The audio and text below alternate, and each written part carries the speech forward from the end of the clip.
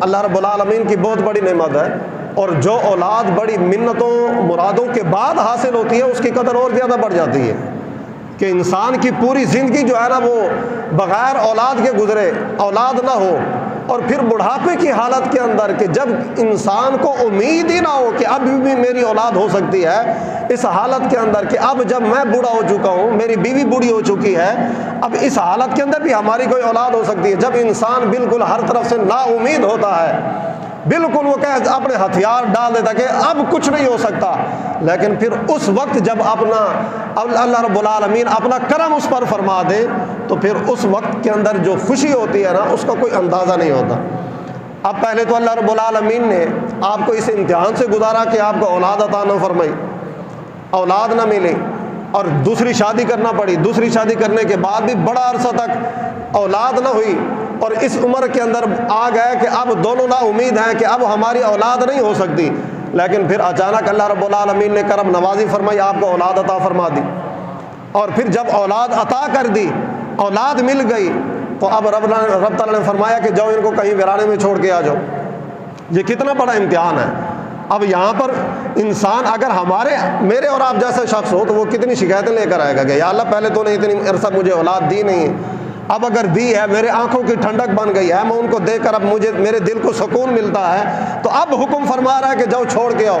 کچھ نہیں، جب رب تعالیٰ کا حکم ہوا کہ اے ابراہیم جاؤ ان کو ایک ویرانے میں چھوڑ کر آ جاؤ، تو حضرت ابراہیم علیہ السلام نے ایک لمحے کی بھی تاخیر کیے بغیر فوراً اپنے بیوی بچوں کو ساتھ لیا اور روانہ سفر کے لیے کوچ کر دیا، اور جہاں پر آج مکہ معظمہ ہے، خانہ کعبہ، اس مقام پر آ کر چھوڑ کے چلے گئے۔ وقت گزرتا رہا، اب حضرت ابراہیم علیہ السلام کافی عرصہ کے بعد اب دل چاہا کہ بیٹے کو دیکھ کر تو آؤں، بیٹے کو مل کر تو آؤں، اس کی شکل و صورت تو دیکھ کر آؤں، اب تو بڑا ہو چکا ہوگا، اب تو اس کے بچے بھی ہو چکے ہوں گے۔ اب حضرت ابراہیم علیہ السلام کوچ کیا، دور دراز کا سفر اختیار فرمایا، اور سفر کر کے وہاں پر پہنچے، بیٹے کے دروازے پر دستک دی، اور جب دستک دی تو بیٹا گھر کے اندر موجود نہیں ہے، آپ کی بہو باہر نکلی، تو بہو سے پوچھا کہ بیٹا کہاں ہے، حضرت جناب اسماعیل کہاں ہیں؟ تو بہو نے جواب دیا کہ وہ تو گھر پر نہیں ہے، وہ کہیں باہر گئے ہوئے۔ تو آپ نے اپنی بہو سے پھر گھر کے حالات پوچھے۔ آج ہم اپنے ماں باپ سے بڑا ناراض رہتے ہیں، ماں باپ جتنے مرضی ہو جائے نا سنگ دل سخت دل، ہم جتنی بے وفائیاں مرضی اپنے ماں باپ سے کر لینا، ماں باپ پھر بھی گوشہ تنہائی کے اندر بیٹھ کر اپنے اولاد کے حق میں دعائیں کرتے رہتے ہیں۔ اگرچہ اولاد ایسی کیوں نہ ہو کہ اپنے بوڑھے ماں باپ کو دھکے دے کر گھر سے نکال دینا، تو پھر بھی بوڑھے ماں باپ جو ہے نا اپنی اولاد کے لیے کبھی بد دعا والا جملہ اپنی زبان سے نہیں نکالتے، لیکن وہ تو حضرت اسماعیل علیہ السلام ہے۔ اب جب وہاں پر گھر پہنچے تو حضرت اسماعیل علیہ السلام گھر پہ نہیں ہے۔ اپنی بہو سے پوچھا کہ بیٹا گھر کے حالات کیسے ہیں، گھر کے حالات کیسے چل رہے ہیں؟ تو آپ کی بہو نے سمجھا نہیں کہ یہ کون ہستی ہیں، یہ کون میرے گھر کے دروازے پر آیا، تو انہوں نے گلے شکوے شروع کر دیے، جناب ساڈا بس حال ہی نہ پوچھو، ایک ٹائم دا کھانا بنتا ہے دوسرے ٹائم دا ساڈے کو روٹی نہیں ہوتی، فلاں مشکلات ہیں، جو مطلب ان کے دکھ درد جو تھے، جو دل کے اندر جو باتیں تھی جو ہے نا پریشان کن، وہ ساری کی ساری حضرت ابراہیم علیہ السلام کے سامنے رکھ دی۔ اب حضرت ابراہیم علیہ السلام نے اس خاتون کو اپنے بیٹے کے منصب کے لائق نہیں سمجھا کہ ہو جناب اسماعیل جیسا بیٹا اور اس کے نکاح کے اندر ایسی خاتون ہو کہ جو اتنی ناشکری کرنے والی ہو۔ تو حضرت ابراہیم علیہ السلام نے ڈائریکٹ تو نہیں فرمایا، اشارتاً فرما دیا، فرمایا کہ جب تمہارا شوہر گھر واپس آئے تو اپنے شوہر کو کہہ دینا کہ وہ اپنی گھر کی چوکھٹ تبدیل کر دے، گھر کی چوکھٹ تبدیل کر دے۔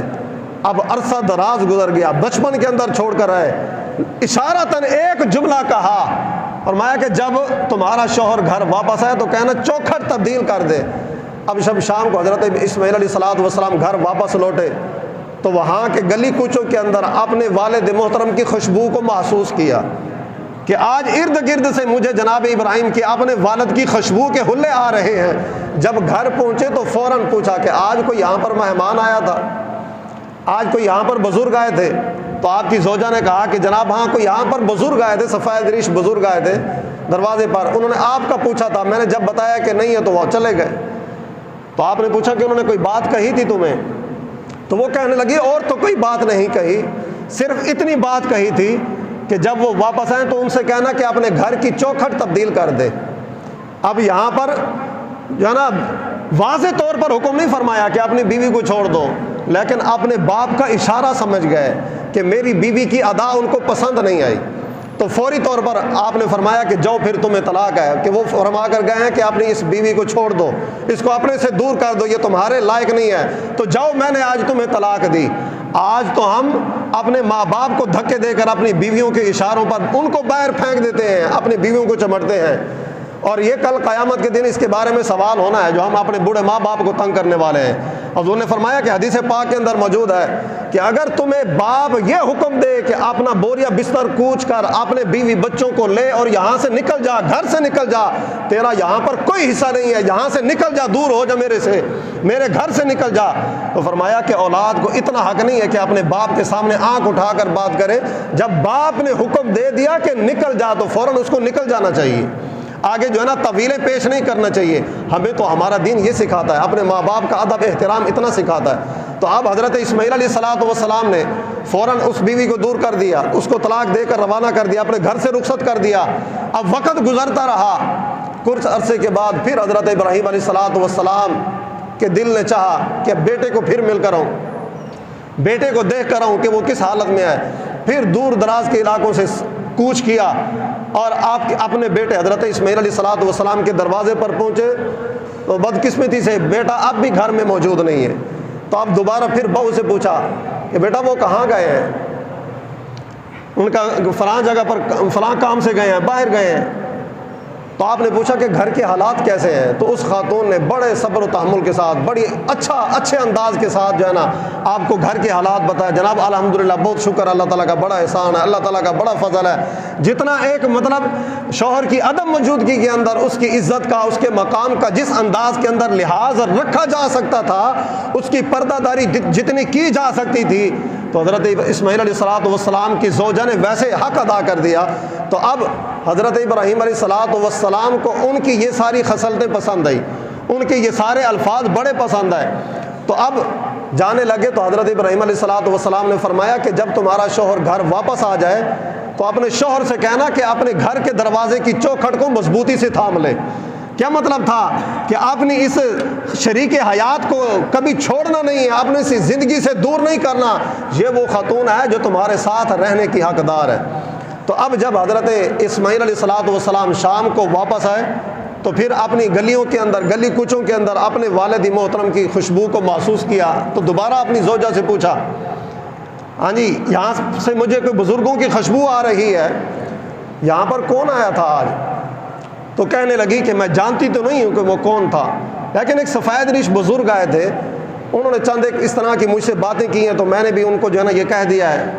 تو آپ نے فرمایا کہ کیا اس نے جاتے ہوئے کوئی بات کہی تھی اس بزرگ نے؟ تو فرمانے لگی اور تو کوئی بات نہیں کہی، جاتے ہوئے صرف اتنا پیغام دے کر گئے ہیں کہ جب تمہارے شوہر واپس آ جائیں تو ان سے کہہ دینا کہ اپنے گھر کی چوکھٹ کو مضبوط کر لیں۔ تو آپ نے فرمایا کہ تمہیں مبارک ہو، تو وہ میرے والد محترم تھے، انہوں نے تمہیں میرے ساتھ رہنے کا حکم دیا ہے کہ کبھی ان کو اپنے سے دور نہیں کرنا۔ یہ ہوتا ہے کہ صبر کا پھل، صبر،